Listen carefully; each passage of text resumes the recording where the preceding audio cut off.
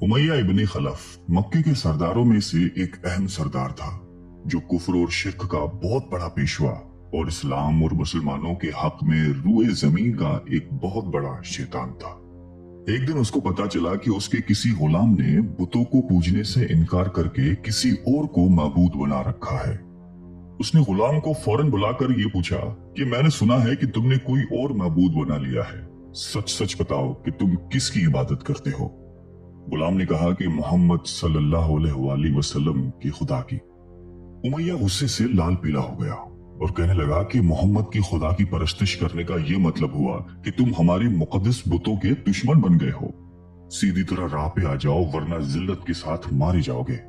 मैं ये हरगिज बर्दाश्त नहीं कर सकता हूँ कि तुम बुतों की पूजा करने वाले के गुलाम रहकर मोहम्मद की खुदा की परस्तिश करो। वो गुलाम जो तौहीद का सच्चे दिल से शहदाई हो चुका था, उसने बेधड़क उमैया को जवाब दिया कि मेरे जिस्म पर तो तुम्हारा जोर चल सकता है, लेकिन मैं अपना दिल और अपनी जान मोहम्मद सल्लल्लाहु अलैहि वसल्लम और उसके खुदा के पास रख चुका हूं। अब अल्लाह की इबादत ही मेरी जिंदगी का मकसद है और तुम्हारे खुद से बनाए हुए बुतों को पूजना मेरे बस की बात नहीं है। ये जवाब सुनकर उमैया बिन खलफ गैज़ और गज़ब से दीवाना हो गया। एक गुलाम ने उसे बेधड़क जवाब दे दिया था। उसने कड़क कर कहा कि अच्छा, तो फिर अपनी बेदीनी का मजा चख, देखूंगा मैं कि मोहम्मद और उसके खुदा तुझे कैसे बचाते हैं। उमैया के तशद्दुद शुरू हो गए। मक्का की जमीन गर्मी के सबब बड़ी मशहूर थी। उमैया अपने गुलाम को दोपहर की तपती धूप में जमीन पर लिटाकर सीने पर भारी पत्थर रख देता था कि वो करवट ना ले सके। फिर कहता था कि मोहम्मद के दीन से बाज आ जाओ, लेकिन इस जुल्म के बावजूद भी उस गुलाम के मुंह से सिवाय अहद के कुछ नहीं निकलता था। उमैया मजीद गजबनाक होकर अजियतें मजीद बढ़ाता जाता। एक मर्तबा तो उमैया ने जुल्म की इंतहा कर दी। पूरा एक दिन और पूरी एक रात गुलाम को भूखा प्यासा रखा और तपती हुई रेत पर लिटाकर उसे तड़पने का तमाशा देख रहा था। उसकी ये कोशिश भी गुलाम को हक से न हटा सकी। आखिर थक हार कर उमैया ने मक्के के बदमाश लड़कों को बुलाया और उनसे कहा कि इस गुलाम को इतनी अजियतें दो कि ये मोहम्मद और उसके खुदा का नाम लेना भूल जाए। ये लड़के उमैया की खुशी हासिल करने के लिए उस बेबस गुलाम को बुरी तरह मारते पीटते थे। जिस्म के कपड़े उतरवाकर लोहे की चादरें पहनाकर तपती धूप में खड़ा कर देते थे, लेकिन गुलाम की जबान से अहद के सिवा कुछ नहीं निकलता था। इस्लाम की राह में ये बेपनाह अजियतें सहने वाले सहाबी कोई और नहीं बल्कि हजरत बिलाल हबशी रजी अल्लाह ताला अन्हु थे। इन्हीं जुल्म सितम के दौरान एक दिन हजरत अबू बकर सिद्दीक रजी अल्लाह ताला अन्हु का उधर से गुजर हुआ। आप रजी अल्लाह ताला अन्हु ने उमैया से फरमाया कि उमैया, इस बेकस और मजलूम पर इतने जुल्म सितम ना कर। उसने तुम्हारा क्या बिगाड़ा है? वो खुदाए वाहिद की इबादत करता है। अगर तू इस पर एहसान करे तो ये एहसान आखिरत में तेरे काम आएगा। उस पर उमैया ने निहायत हकारत से कहा कि मैं तुम्हारी इस ख्याली आखिरत के दिन को नहीं मानता। जो मेरे दिल में आएगा मैं तो वही करूंगा।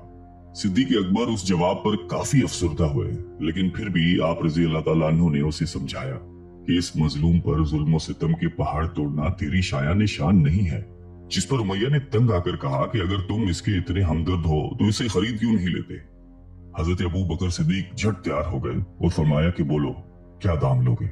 उमैया ने कहा कि तुम्हारे पास एक गुलाम है जिसका नाम फस्तात रूमी है, वो मुझे दे दे और इसको ले जा।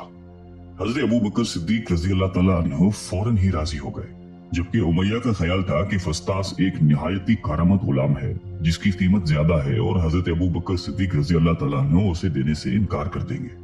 मगर आप फौरन राजी हो गए तो उमैया को सख्त मायूसी हुई और उसने साथ ही 40 उकिया चांदी की फरमाइश की। उसे भी हजरत अबू बकर सिद्दीक रजी अल्लाह ताला अन्हु ने बखुशी अदा कर दिया। हजरत बिलाल रजी अल्लाह ताला अन्हु को साथ लेकर दरबार रिसालत में हाजिर हुए और सारा माजरा कह सुनाया। आप सलाम निहायत ही खुश हुए और फरमाया कि अबू बकर, इस कार खैर में मुझे भी शरीक कर लो। सिद्दीक अकबर रजी अल्लाह ताला अन्हु ने फरमाया कि या रसूल अल्लाह, मैं इसे खुदा की राह में आजाद कर चुका हूँ। ये सुनकर ज़बान रिसालत से सिद्दीक अकबर रजी अल्लाह ताला अन्हु के लिए कलमा रहमत जारी हो गए। हजरत बिलाल रजी अल्लाह ताला अन्हु ने इस गुलामी में 28 साल गुजार दिए, लेकिन आप चूंकि निहायती नेक और पाकीज़ा तबीयत के थे, लिहाजा जब हजरत सल्लल्लाहु अलैहि वसल्लम ने दावत तौहीद दी तो आपने फौरन उसे कबूल कर लिया। और यूं आप साबिक़ूनुल अव्वलून के मुक़द्दस जमात में शामिल हो गए। रिहाई पाने के बाद हजरत बिलाल हमेशा आप सल्लल्लाहु अलैहि वसल्लम की खिदमत में हाजिर रहते थे और दिलो जान से नबी पाक सल्लल्लाहु अलैहि वसल्लम की खिदमत बजा लाते। आप सल्लल्लाहु अलैहि वसल्लम हजरत बिलाल को किसी भी चीज का हुक्म देते तो आप अपनी जान भी लड़ा देते। गज़वा बदर से लेकर गज़वा तबूक तक तमाम गज़वात में शामिल रहे, लेकिन हजरत बिलाल की इस्लाम के लिए सबसे बड़ी खिदमत और उनके लिए सबसे बड़ी सआदत इस्लाम का सबसे पहला मौज़िन होना है। हिजरत के बाद जब मस्जिद नबवी सल्लल्लाहु अलैहि वसल्लम तामीर हुई तो आप सल्लल्लाहु अलैहि वसल्लम ने आपको अजान देने का जिम्मा सौंपा। आपकी आवाज निहायत ही दिलनशीं थी और उसमें एक ऐसी तासीर थी कि अजान की आवाज सुनकर लोग सब काम छोड़ छाड़ कर मस्जिद की तरफ दौड़ते। 8 हिजरी में जब मक्का फतेह हुआ तो कैबे को बुतों से पाक करने के बाद आप सल्लल्लाहु अलैहि वसल्लम ने हजरत बिलाल से फरमाया कि ए बिलाल, काबे की छत पर खड़े होकर अजान दो। और ये मुबारक सिलसिला हुजूर सल्लल्लाहु अलैहि वसल्लम की हयात मुबारक तक उसी मोहब्बत और अकीदत के साथ जारी रहा। लेकिन 11 हिजरी में जब आप सल्लल्लाहु अलैहि वसल्लम ने सफर आखिरत अख्तियार कर लिया तो इस आशिक रसूल सल्लल्लाहु अलैहि वसल्लम पर गम का पहाड़ टूट पड़ा और मदीने में रहना अब आपके लिए दुश्वार हो गया। आपको हर वक्त प्यारे नबी सल्लल्लाहु अलैहि वसल्लम की याद सताती रहती थी। आप सल्लल्लाहु अलैहि वसल्लम से आपने सुना हुआ था कि मोमिन के लिए सबसे अफजल अमल जहाद फी सबीलिल्लाह है, लिहाजा आप रज़ियल्लाहु तआला अन्हु खलीफा अव्वल हजरत अबू बकर सिद्दीक की खिदमत में हाजिर हुए और जहाद पर जाने की इजाजत तलब की। लेकिन हजरत अबू बकर सिद्दीक रज़ियल्लाहु तआला अन्हु ने आपको खुदा का वास्ता देकर कहा कि मुझे इस बुढ़ापे में तन्हा छोड़कर मत जाओ।